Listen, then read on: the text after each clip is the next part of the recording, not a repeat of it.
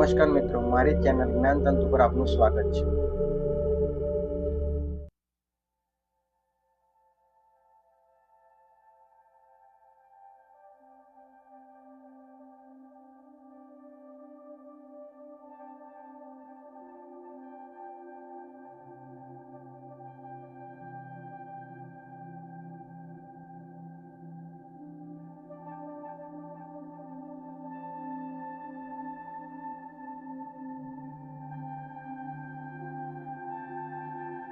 એક ભૂલ।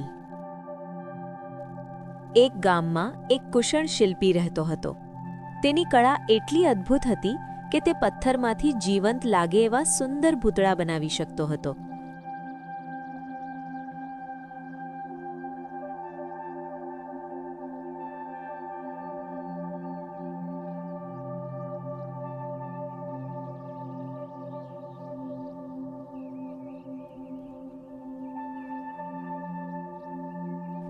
એક દિવસ એક ભાઈ મૂર્તિ ખરીદવા આવ્યા।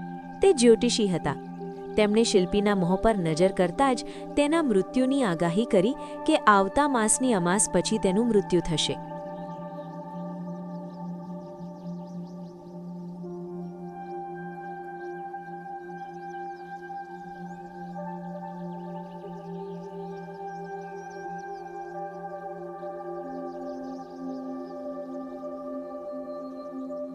શિલ્પી આગાહી સાંભળી ગભરાઈ ગયો। ઘણો વિચાર કર્યા પછી તેને એક ઉપાય સૂઝ્યો। તેણે પોતાના જેવા જ દેખાતા બીજા 6 પૂતળા બનાવ્યા। દરેક પૂતળું એટલું જીવંત લાગતું હતું કે સાચો શિલ્પી કયો અને પૂતળું કયું તે ઓળખવું મુશ્કેલ હતું।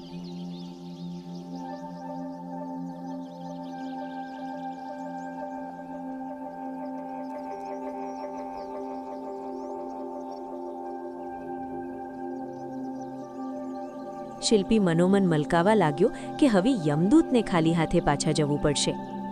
અમાસનો દિવસ આવ્યો। તેણે એક ઓરડામાં 6 પૂતળા સૂતા હોય તેમ ગોઠવ્યા। આ પૂતળાની વચ્ચે તે પોતે સૂઈ ગયો।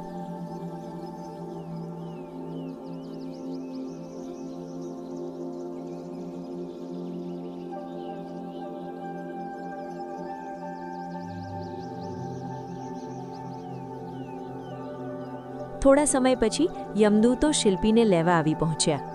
ઓરડામાં એકને બદલે 7 શિલ્પી જોતા મૂંઝવણમાં પડી ગયા। સાચા શિલ્પીને તેઓ ઓળખી શક્યા નહીં, કારણ કે બધા એક સરખા દેખાતા હતા।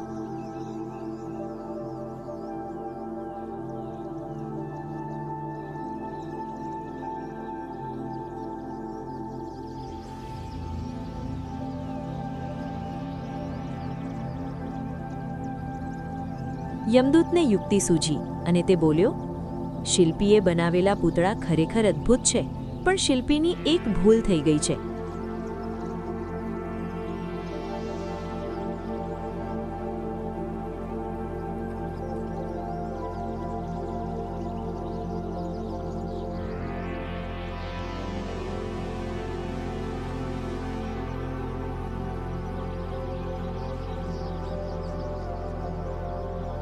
આ સાંભળીને સાચો શિલ્પી ચોંકી ગયો।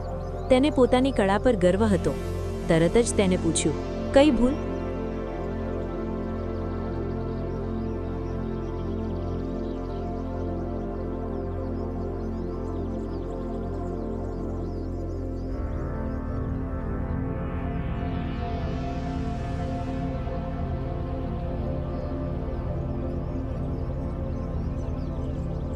યમદૂત હસીને બોલ્યો, બસ આ જ ભૂલ।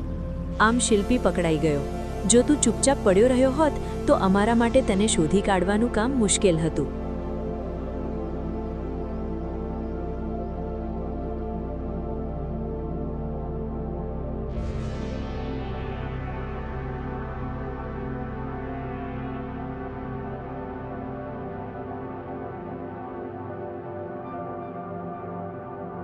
આ રીતે શિલ્પી બોલી ગયો અને પકડાઈ ગયો। યમદૂતો શિલ્પીને લઈ વિદાય થયા।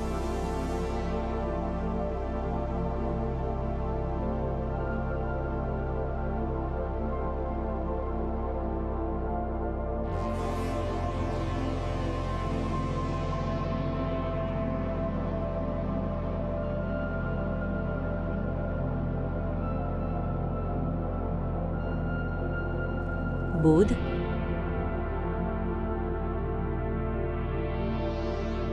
જેનું મૃત્યુ નિશ્ચિત છે તેને કોઈ ટાળી શકતું નથી. ન બોલ્યામાં 9 ગુણ.